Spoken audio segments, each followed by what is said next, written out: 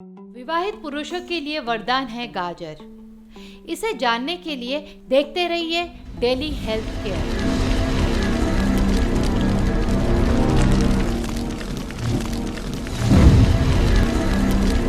सदा काम करते रहने से शरीर क्षीण होता रहता है।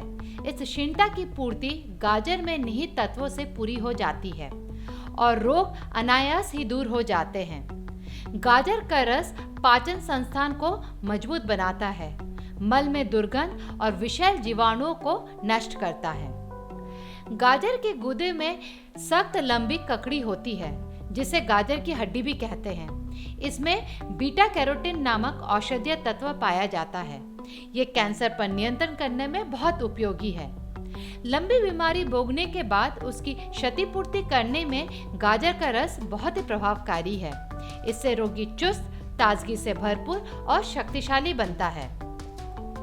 गाजर में दूध के समान गुण पाए जाते हैं। दूध न मिलने पर गाजर का रस नित्य पीकर दूध की कमी और दूध से मिलने वाले पोषक तत्व प्राप्त किए जा सकते हैं। आइए अब जानते हैं कि विवाहित पुरुषों के लिए वरदान है गाजर कैसे।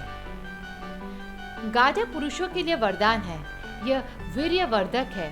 गाजर पौरुष शक्ति को बढ़ाती है तथा वीर्य को गाढ़ा करता है। गाजर सर्दी के मौसम में आती है। सर्दियों में ये पुरुषों के लिए प्रकृति का विशेष उपहार है।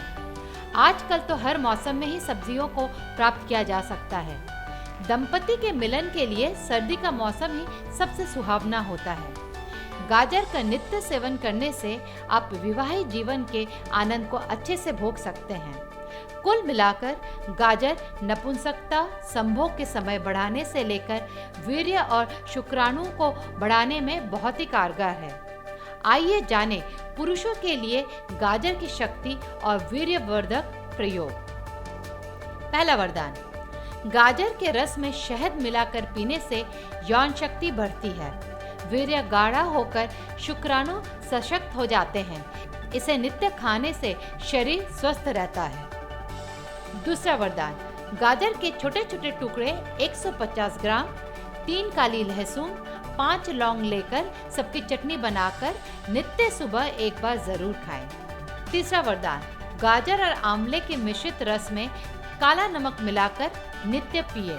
इससे पेशाब के साथ घात गिरने की समस्या समाप्त हो जाती है।